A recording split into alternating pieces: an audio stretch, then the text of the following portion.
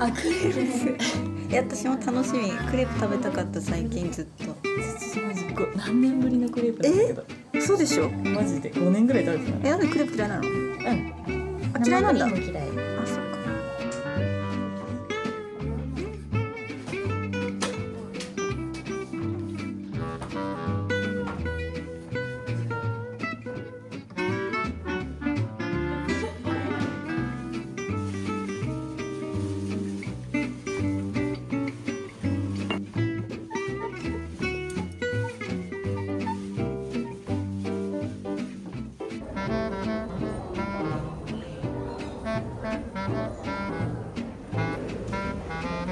わたび場を見るぞ。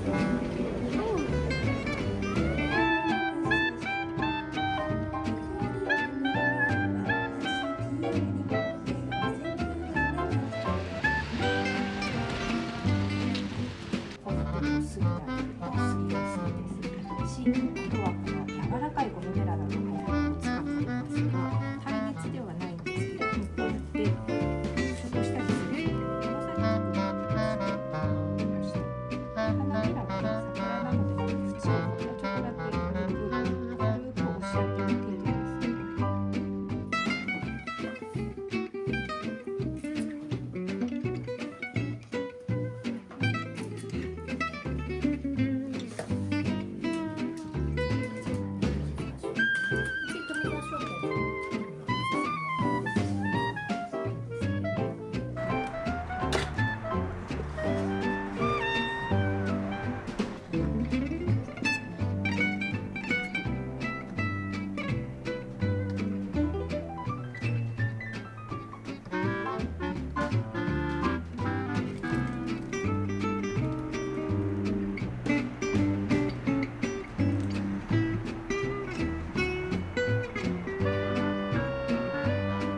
こんばんは。皆さん今週も1週間お疲れ様でした。今週も引き続き私はフィンランドのジンをね執筆したり、あとはそのジンにつけるイラストを描いたりとかしながら、合間に友達とお茶をしたり、陶芸に行ったり、映画を見に行ったり、あと和菓子教室に行ったりなど、結構ね充実した1週間を過ごしていました。で、今日は4月の9日午前中にラジオを撮影して、この後午後からネイルをね買いに行ってきます。4月のネイルなんですけど、今はね結構この単色のキラキラなんですが、次は落ち着いた感じのデザインにしたいかなと思ってます。で、そのネイルに行く準備を今からしていくんですけれども、ネイルに行く前にちょっと開封したいものがありまして、動画を回してみました。はい、それがこちらです。じゃじゃん、ポップマートの商品です。皆さんポップマートをご存知でしょうか。ポップマートはね、中国北京のアートトイフィギュアメーカーなんですけど、有名どころで言うとラブブですね。ラブブを取り扱っているブランドです。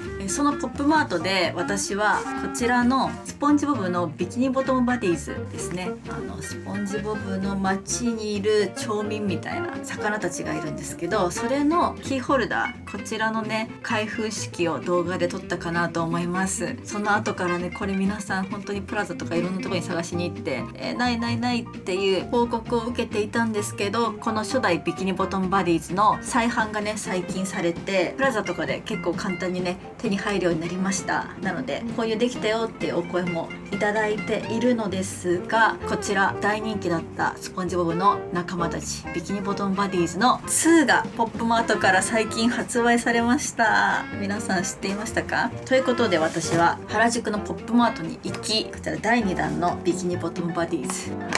ゲットしました。1個2個3個ゲットしました。これね、お友達ののんちゃんと一緒に買いに行ったんだけど、これ6個で1セットなんですよ。なのでコンプリートセットって言って、もう箱買いもできるんですけど、のんちゃんも1個欲しくて、で愛ちゃんも欲しいって言ったから愛ちゃんの分も買って、その2つと、あとは私の分2つ、あとね同じくスポンジボブ好きのキコちゃんが欲しいよって言ったら、この中の1個をねあげたいなと思って、なので、6種類のうちの5個買ってます。で同じ箱の中から全部ピックアップしたので、このうちのどれか3つ出ます。ですでにねのんちゃんは開封してて、このメールフィッシュとあとこちらのブリーフィッシュ、この2つはすでに出てます。なのでこの骨折してって松葉杖ついてる魚か、ミッキーマウスの手みたいなものをかぶってる魚か、探検家かサイエンティスト、この4つの中の3つが出るはずです。一応シークレットもあるんですけど、シークレットはほぼほぼ出ないので、この4つの中から3つ出ると思うんですけど、私が欲しいのはこれ、このミッキーマウスの手みたいなコスプレしてる魚ね。でのんちゃんが欲しいのがこの探検家らしいんですよ。なんかオーストラリアっぽいとか言ってて、なのでこの中でこの探検家があったらのんちゃんにあげたいと思います。そういう感じで、こちらポップマハットのビキニボトムバディーズ2開封していきたいと思います。でこれがね一個一個重さとねちょっと振った時の感じが全然違うんですよ。これがね結構動きが悪い、みちみちに入ってる感じで、あこれも結構みちみち入ってるな。でこれがねすごい動くんですよね。なのでちっちゃい何かなのかなって思うんだけど、じゃあまずこれから開けていくか。このすごい中が動く箱から開けていきたいと思います。はい、いきます。1つ目オープン。あ、じゃん、かわいい。骨折してる魚出ました。いいね、かわいい。松葉杖ついててギブスつけてます。はい、でこれがね本当に作りがしっかりしてて、手とか動かせるし、でね何が可愛いかってね、この金具とぬいぐるみをつなげてるこちらね、ここがビキニボトムのね通貨なんですよ。スポンジボブのね世界の中で使われてる通貨です。このね細かさが本当に可愛い。このさ骨折フィッシュはさ全体的に茶色いから、この金具のところも茶になってて可愛い。何これ。いやもう本当にさ、こういうスポンジボブとかパトリックとかのさメインキャラじゃなくって、街中にいる背景のこの魚たちっていうのが本当に憎いですよね。オタク心をくすぐられる。子供の時スポンジボブ大好きすぎて、部屋の中もスポンジボブでね一色にしたんで、私は本当にこれはね買わざるを得ないということで購入しました。1個目骨折フィッシュです。やばい、もうこれが出たので、あとこの3つの中のうちの2つです。お願い。うわどうしよう、お願い。私の欲しいやつ出てくれ。あとのんちゃんの欲しいやつ出てくれ。はい、2個目いきます。なんかこれはすごいみちみちに入ってるんだけど。オープン。のんちゃんの欲しいやつ当たった。じゃーん、かわいい。のんちゃん当たったよ。ほら探検家、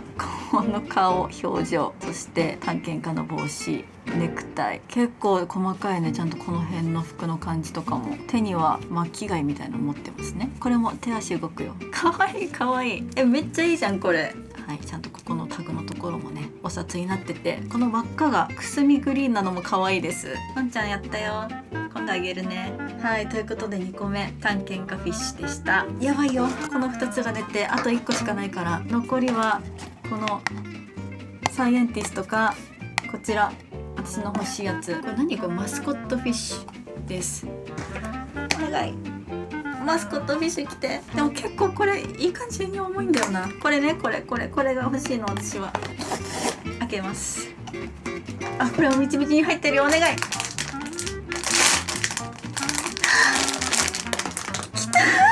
ー、やったー、かわいい。何これ、かわいい。出ました。私の欲しかったマスコットフィッシュ。見て後ろ、これ絶対ミッキーじゃない？ミッキーオマージュじゃない？これの存在感すごい。これは脱がしたりはできないんだね。縫い付けられてて手の部分みたいなの脱がすことはできません。ここにお金のタグとこの金具のところはグリーンですね。めっちゃ可愛い。なんでこれをさ当てたかったかっていうと、このレザーバッグにつけたかったんだよね。これが緑だから、この緑のマスコットフィッシュをさここにこうつけたいなと思って、このレザーバッグのこの取っ手と取っ手をつなぐさこの金具の部分、これが本当にねこのキーホルダーつけてっていうような金具だから、ここにつけたらさ、はい、可愛い、色もマッチしています。可愛い。いや、なんか大人化計画みたいなことを衣替えの時に言ってたかなとは思うんですけど、こういうの買っちゃうからさ全然大人っぽい格好できないんだよね。いや分かってるんですけど、分かってるんだけどもう止められないよね。可愛すぎてさ、こういうのが最近可愛いの多いんだもん。世の中は可愛いで溢れてる。とりあえずね当分これつけて歩こうと思います。はい、そんな感じでこちら3つゲットしました。まだ売ってるかな。本当につい最近原宿のポップマートで購入したのでまだね在庫あるかもしれないんですけど、このビキニボトムバディーズシリーズは本当に人気だからぜひなるはやで買いに行ってみてください。なんかね1も可愛かったけどね2がねその可愛さを上回ってきたのでおすすめです。はい、ということでこちらをバッグにつけて出かけたいと思います。はい、このレザーバッグをね再販するっていうことを先週お知らせしたんですけど、本当にたくさんのね再販待ってましたっていうお言葉をいただけてね本当に嬉しかったです。ありがとうございます。しかもなんか使ってる方からのレビューとかもいただけて本当に嬉しくて、これからたくさんの方に愛されていくバッグになればいいななんて思ってます。ということで発売に向けてテンションをねどんどん上げていきたいなと思って、最近はこのレザーバッグをね持ち歩く機会がさらに多くなりました。なので今日もねこれを持ち歩こうかなと思うんですけど、簡単なバッグの中身ですねしたいと思います。はい、今日のバッグの中身です。でもね今日本当に外出てネイルするぐらいしか予定がないのであんまり荷物入ってないんですけど、ちょっとネイル行く前にカフェでねジンの準備の続きをしたいなと思って、なので iPad 入れてます。こちら iPad とペン、はい、カバーも何もつけずそのままガサッと入れちゃってるんですけど、 iPad もねすっぽり入ります。あとはオズモ、なんか取る時用にオズモでしょ、財布、タオル、ポーチですね。このポーチ可愛くないですか？最近ねガチャガチャで見つけて回してゲットしたポーチなんですけど、ピングー、私ピングーも大好きなんですよ。このねベッドに入ってるピングーのポーチすごい可愛くて、しかもなんか結構大きくて割と布もしっかりしててガチャガチャとは思えないクオリティのポーチなんですけど、このポーチの中に、こちらマリメッコのクリップ、髪の毛がね邪魔になった時にすぐにまとめられるようにクリップと目薬でしょ、あとリップバター、こちらカイリースキンのものですね。これすごいいいんですよね。このね塗りやすさもいい、唇にこう沿う感じで塗れる感じね。あとリップ最近使ってるのがコスメデコルテのルージュデコルテクリームグロー 21G です。こういうカラー。あとこちら台湾で買ったバームですね、薬よけバームです。これをねこのポーチに入れてます。はい、では行ってきます。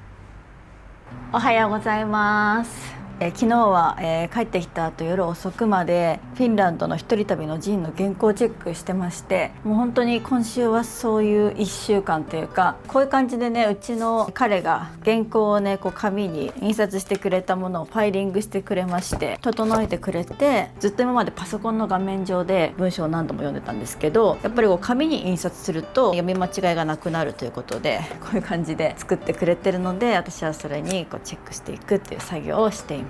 あとはイラストと写真のページも30日分作りまして、でねその写真とイラストもね本の中に差し込んでいきたいなと思っています。見えるかな、こういう感じで写真の中にイラストというか文字を入れたりとか、あとはこういう感じで旅中にちょっと興味深かったこととか現地の人とのコミュニケーション、そういうのをこうねイラストに起こしたりとか、あとほとんど毎日ねコーディネート取ったので、その日の天気気温に応じての服装こんな感じでしたよとか、その服装のブランドだったりとか、そういうのをね書いたりとか、あとは街中でおしゃれな人を見つけた時に今日のファッショニスタみたいな感じでイラストに起こして残していたりとか、そんな感じでも本当今週は1週間ね、もう本当フィンランドのジンに注力しておりました。その合間にね友達と遊んだりもして息抜きもしながらバタバタとしながらも充実した1週間を過ごすことができたんですけど、今週は外に出る時間が多かったのでお家でのね Vlog が少なくなってしまって申し訳ないんですけど、今からねちょっと和菓子をね作っていきたいと思います。去年からお茶にハマって、そしてその流れから和菓子が好きになり、本とか YouTube とかで独学で練り切りだったり、あとは季節の和菓子を作ってきたんですけど、やっぱり独学だけじゃなくてちゃんとプロの方から学びたいというのがあって、今月からね1年間の和菓子教室に通うことになりました。月に1回なんですけど、1年間季節の和菓子を学んでいきたいと思います。で、先日その1回目初めての教室がありまして、そこで桜餅と桜の練り切りを教えていただきました。こういう感じでねちょっとレシピみたいなのもいただけて、そこにこうメモを取ってきたんですけど、なんかすごくね開かれたお教室で、ここで学んだことを人に教えてもいいし SNS で発信してもいいしみたいな、和菓子をねどんどんこう広めていければいいなと思っていますというようなことを先生がおっしゃっていたので、投稿の許可もいただいて教室での様子を少しだけねこの動画に入れさせていただいたんですけど、今年ね1年この和菓子教室に通って学んだことを自分のお家で作っていきたいなと思いますし、それをね動画にもしていきたいと思うし、もっとねこの自分の好きっていうものを深めていければいいなと思っています。で、このね和菓子教室で学ぶことが本当にたくさんあって、その和菓子の歴史だったりとか、使う材料がどういうものなのか、どういう成り立ちで使われるようになったのかということから、本当に細かいことまで教えていただいて、で今回練り切りの種を作るというところから教えてもらったんですけど、私が本当に本とか YouTube で学んでいたものよりもはるかに作りやすく、はるかに口当たりもいい、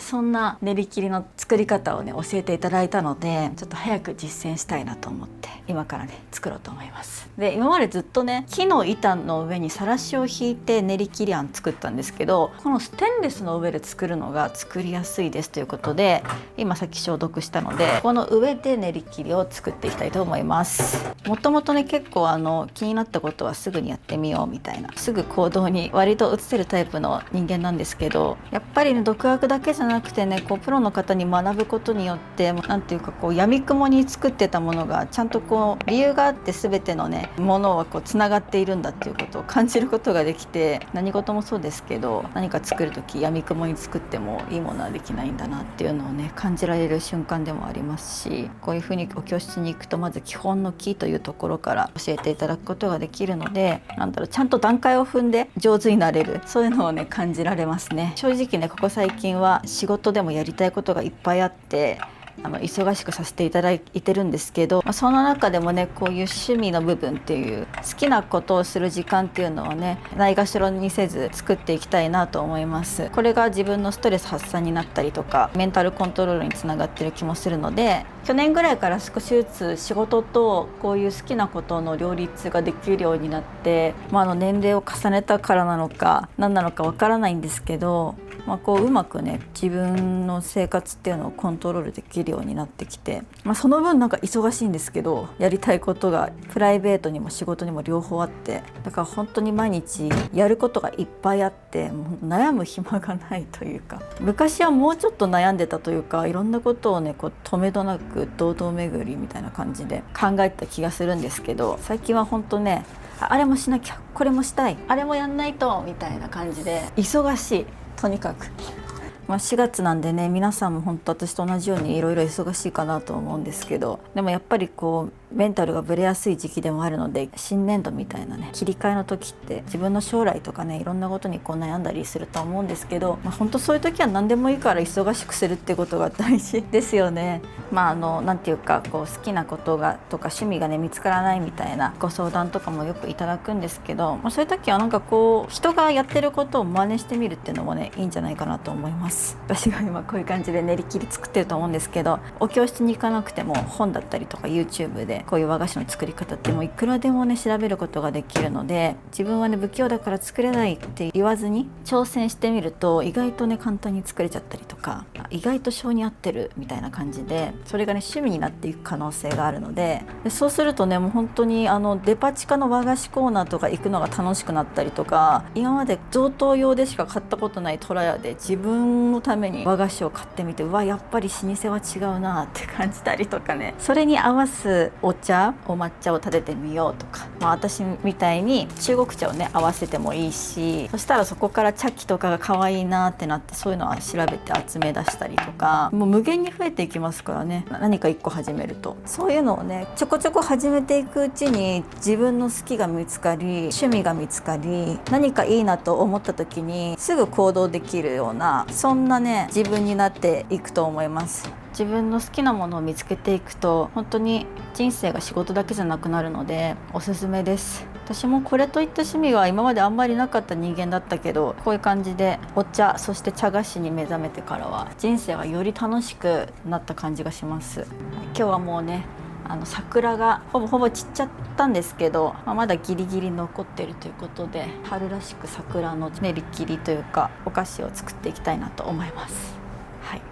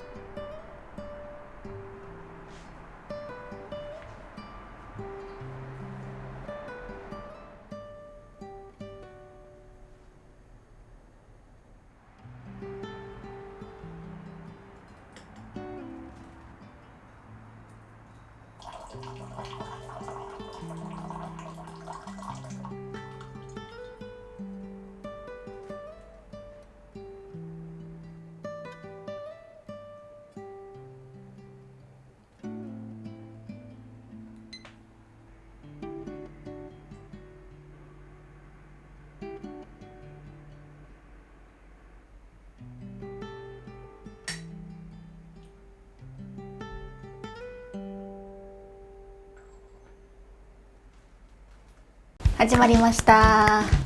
最近のラジオ第62回、今週もどうぞよろしくお願いします。よろしくお願いします。は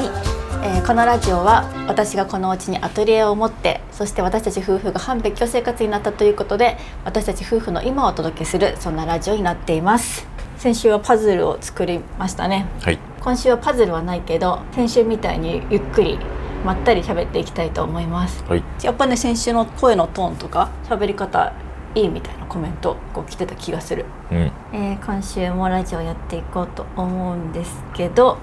今週何したかな、あれ見に行ってきた、私がビーバーになる時っていうピクサー映画を見に行ってきて、私の子供の時にバグズライフって映画あったの分かる？あれになんかね近い感じの昔のピクサーみたいなっていうのがなんか帰ってきた感じがして、すごい、ね、楽しかったんだけど、つい最近ねウィキッドを見に行ったの。両方とも共通して言えるなって思うのは、この世に本当にいい人も本当に悪い人もいないみたいな、悪人の中にも正義があって、それはいいことをしようとする正義であったり、いいことをしようと思ってる人も、そのいいことをしようと思うその正義が実はとんでもない方向に行っちゃって悪になるっていうかさ、周りにすごい危害を与えてしまうとか、周りを巻き込んでしまって大ごとになってしまうみたいな、そういうことがね共通してあるなみたいな、思って、なんて言うんだろう、この最近のさ世界情勢も相まってさ、はっきりとした悪役が描かれる映画が少なくなったなって思う瞬間があって、誰が悪いというよりかはさ、いろんな人々のそれは正義だったり悪だったりっていうのがもう何層にも重なってできちゃって不穏な方向に行ったりするじゃん、子供の時の映画はさ、もう明らかな悪がいて、それをみんなでやっつけようみたいな物語が多かったんだけど、最近というかこの 2作を連続してみて、誰が悪いとかじゃなくて、世界を一人が救うことはできなくて、ただ自分の周りの起きてる問題を頑張ってどうにかする、っていうことでしかもう人間が個人としてできることってないんだなみたいな、っていうのをねすごく感じさせられた。桃太郎が鬼ヶ島に行って鬼を退治したけど、鬼の子供からしたらパパは桃太郎に殺されたっていう見方になるよね。そう本当そう。誰にも善良な心はあり、誰もが悪人になる鍵を握ってはいるみたいな、面白かったんだけど切なくもなりみたいな、複雑。分かりやすい物語を見たいみたいな気持ちもどっかであるってこと。なかなかそんな一気に世界を変えようみたいな明るいこと言ってるような場合じゃないんだろうなみたいなことを、そういう作品からも感じられるというか、あとはフィンランドの陣が進んでいて、今週はもう本当にそれをやってたなっていう1週間で、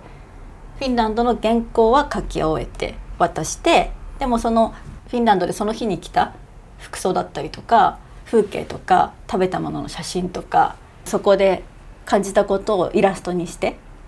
書いたりとかする、それをねやりましたね。結局すごい何ページ、300ページぐらいいくのかな。そうね、300前後かなね、でどれぐらいでできるのかな。そうね、今月中には印刷会社に入稿して、で、5月中に届けれるようにっていう感じで動きたいなと思ってる感じだね。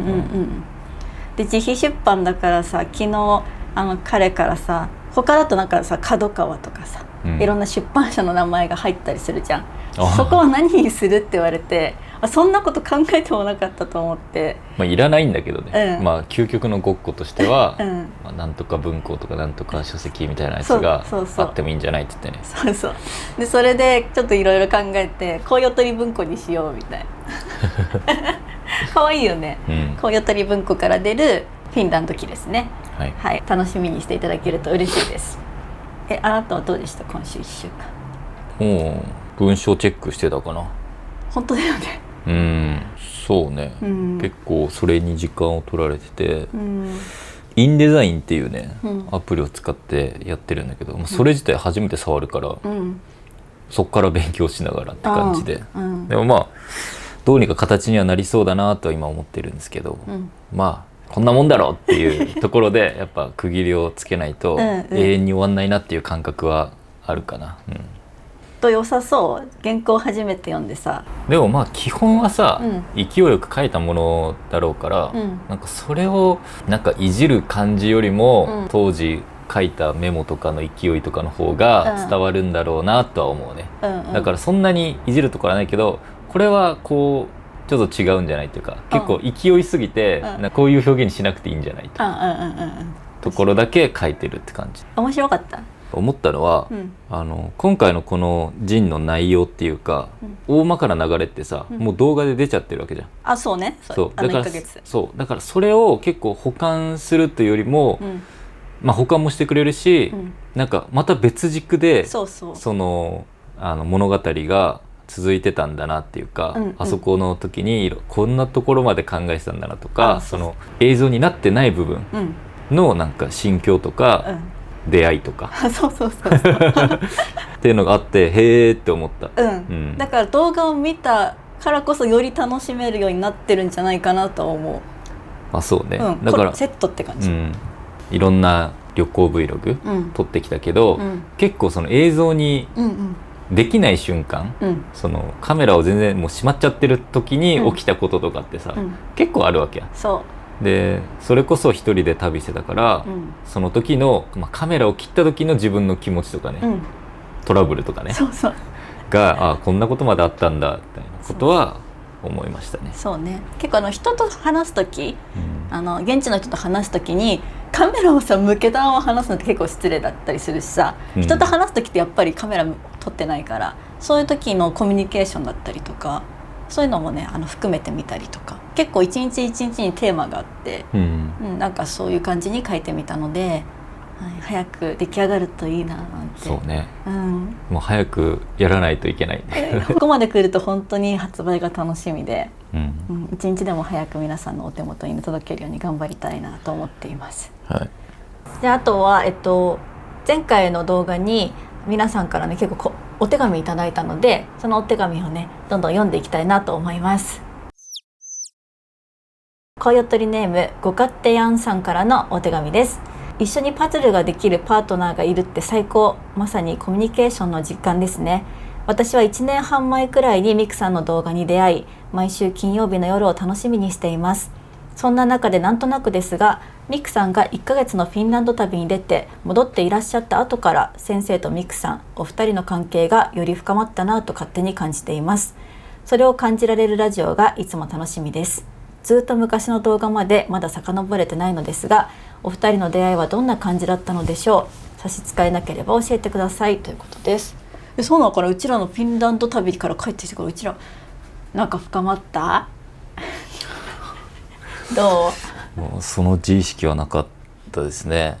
強いて言うなら、あなたがいない間に僕のダイエットが順調に進んで、体調は良くなったかな。無理やり脂っこいもの食べたいっていうのに付き合うこともなくなったし、自分のペースでしっかり食事を取れたので、だって帰ってきてびっくりしたでしょ、変わりように。めっちゃ細くなってさ。そう、確かにそうね。あなたがやっぱ鍛えて体調が良くなったりとか、プラスでメンタルも整ったからより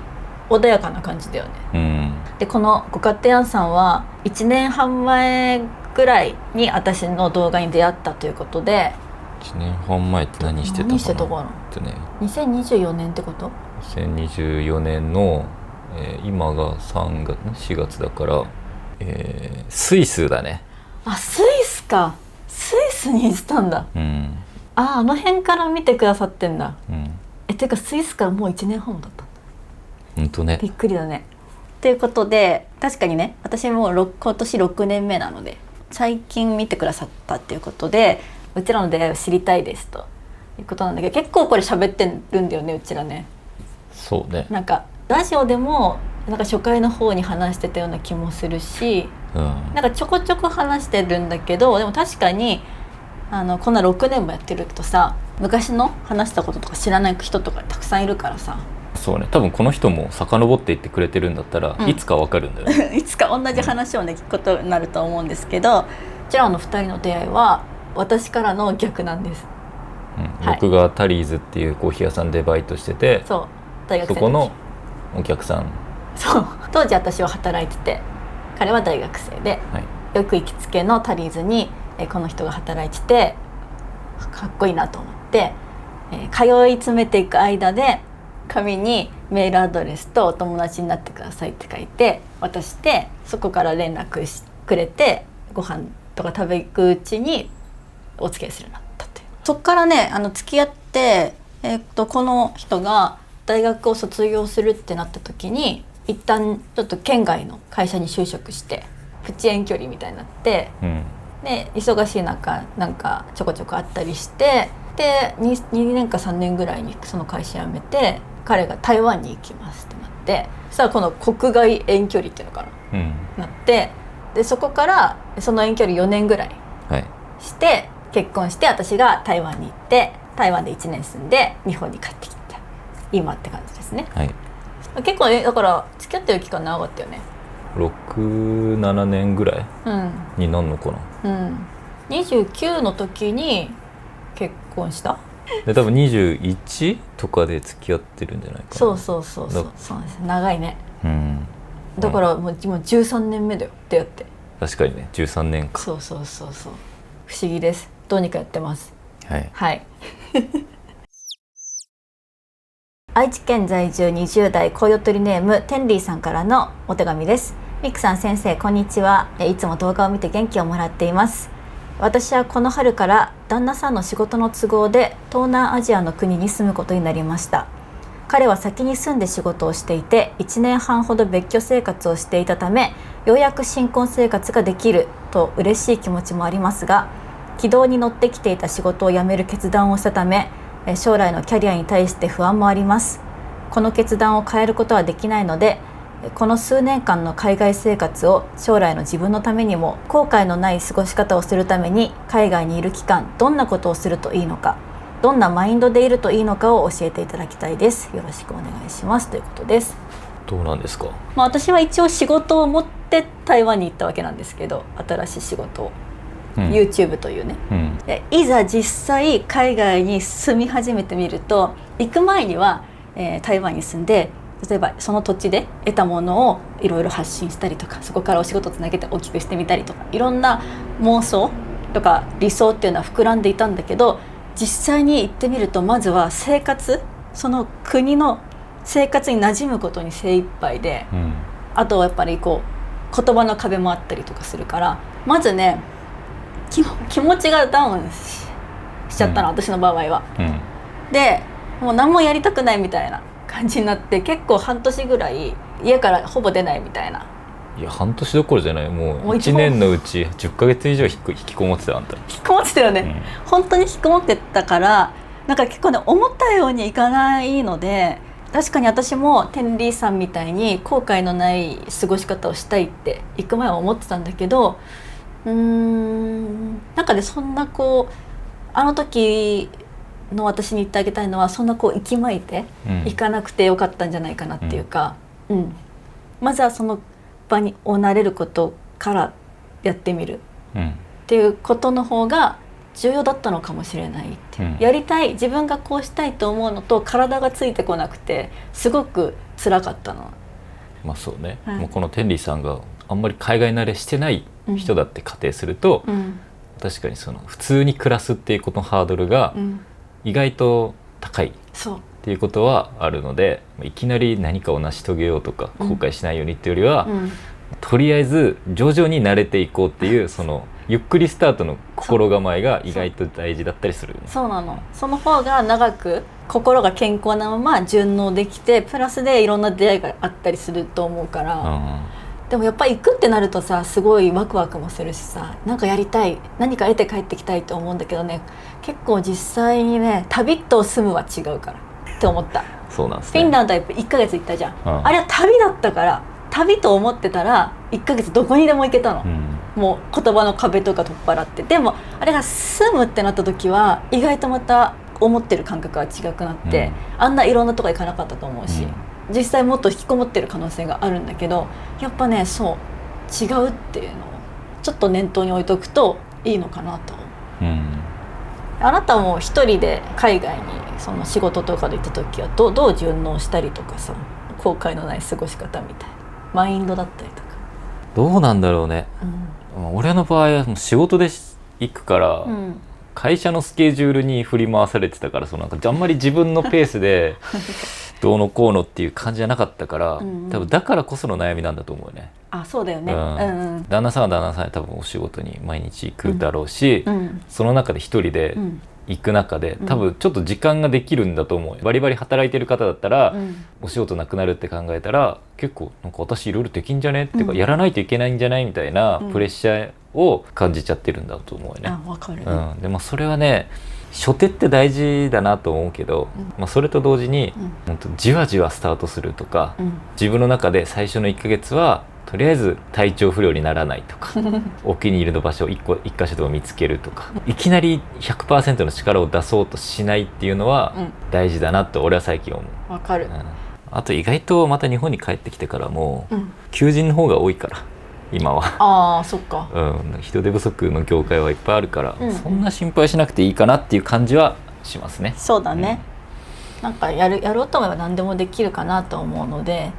自分がこう気持ち健やかに慣れていくっていうところをまず目標に上げるといいんじゃないかなって思います。そうね、多分食べ物とか全部変わるし、お水も変わるし、なんかちょっとしたストレスがねいつの間にかかってるっていうのは俺も帰ってきてから気づいた。だからそういったところで、なんか思ってる以上に体力使ってるってことを、使うことがあるっていうことを、考えながら計画をしてみてはいかがでしょうか。そうですね、ちょっとそうやってみていただけたらなと思います。どんどん行きたいと思います。神奈川県在住20代コウヨトリネームオレンジタルトさんからのお手紙です。ミクさん先生こんばんは、毎週末この待ち合わせの時間に癒されています。私は今年からご縁があり憧れのアパレルブランドでアシスタントとして働き始めました。実は大学在学中にメンタル面で体調を崩し、ここ数年は思うように働けていなかったのですが、ようやく体調も安定し念願の仕事に就くことができました。長く大切に続けていきたいと強く思っています。そこでご相談です。ほどほどに頑張るコツがあれば教えていただきたいです。私は真面目で完璧主義なところがあり、気づくと全力で頑張りすぎてしまい、家に帰ると疲れ果ててしまう日も多く、小学校の頃英会話教室で出会った Take it easy という言葉もいまいちしっくりきていません。特にミクさんは叶うまで全力で頑張るタイプという印象もありますが、力を抜くことが苦手な私に長く働き続けるためのアドバイスをいただけたら嬉しいですってことです。どう？俺長く続けれたことないからアドバイスできないんだよな。ほどほどに頑張るコツだって。私結構長くできる人なんですけど、ほどほどに頑張るコツはなんか言い方が変かもしれないけど、自分に期待をしすぎないっていうか、なんか結構私結構頑張れるは頑張れるんですけど、意外とじゃないけど、なんていうか自分に甘いところがすごくあるので、だからどうやったらサボれるかとか、どうやったら楽にできるかなとか、どうやったら1時間でも長く寝れるかなみたいなことを考えて生きてるから、自分がねそういう低たらくな人間だっていうのを分かってるから、自分にあんまり期待してないんだよね。だからここの会社で10年働きたいと思ってやってたわけではなくて、なんとなく今日が1日頑張れたから帰りにハーゲンダッツ買って帰ろうとか、今日はなんかラッシュのバスボムでお風呂に入ろうみたいな感じで小さなご褒美を自分に与えて、ちょっとずつ延命してきたみたいな感じで、いつの間にか長く働いてたみたいな感じなんですよね。なのであんまね自分のやってることにあんまり期待してないっていうのが結構あるかもしれない。そうね、あなたはね自分をね褒めるタイミングがね俺より2手ぐらい早いよやっぱねそれはね俺もね学ぶべきところだなとは思う。なんかそこでもう褒めちゃうんだっていう2手ぐらい早いで、多分話を聞く限り、オレンジタルトさんも多分ね俺気質的には結構似てたんだと思う。20代の時とかは、俺は逆なんていう何でも自分でやりたいタイプだったの。その会社の仕事とかも1年目2年目の時とかはもう何でも自分でやりたかった。でそれはなんか仕事を全部すぐできるようになりたいと思ったから、本当は外注したり誰かにお願いしてもいいところも、もう今はダメだけど、もうめちゃめちゃ残業してやってた、全部自分で、そういう風に自分にもしそういう手を抜けないと思うんだったらとことんやってもいいんじゃないって思う、でもちろんメンタル崩しちゃったりとか、体崩しちゃったりとか、あると思うんですよね。そこのライン引きは自分でもう分かると思うんで、20過ぎてるとね、だから自分と向き合いながら自分の限界を知るっていうのは一つの手だと思う。一回自分の限界を知るっていうのはどっかのタイミングで重要だなと思ってて、どっかでポロッとミスすんだよね。でその時に自分の限界を知るわけ、これ以上は自分でさばけないんだって、その時に誰かに仕事を振ったり、お願いしたりっていうところを、学んでいくんだと思うよね、そうね。なんかね誰か言ってたけど、20代のうちにそのがむしゃらに働くっていうことを是とする場合と、そうじゃないっていうパターン2パターンあるんだけど、僕らは世代的にも僕ら個人の考えでも割と20代はもう全力疾走派じゃないですか。でこれが良し悪しはもちろんあるっていうのは分かった上で言うんだけど、その20代のうちにめちゃめちゃ全力出しとくと30代以降楽に走れるっていう、そのサボってるわけじゃない、走り方が分かったり飛び方が分かると、もしかしたら客観的に見たらすごいなって言われるかもしれないけど、あの時に比べたらって思えるんだよね。でこれがある種今もう忙しいんだけどどっかなんか手を抜けてる感覚も同時にある。確かに本当そう。でも20代の時より成果は上がってるし、20代の時より周りから見たらすごいねって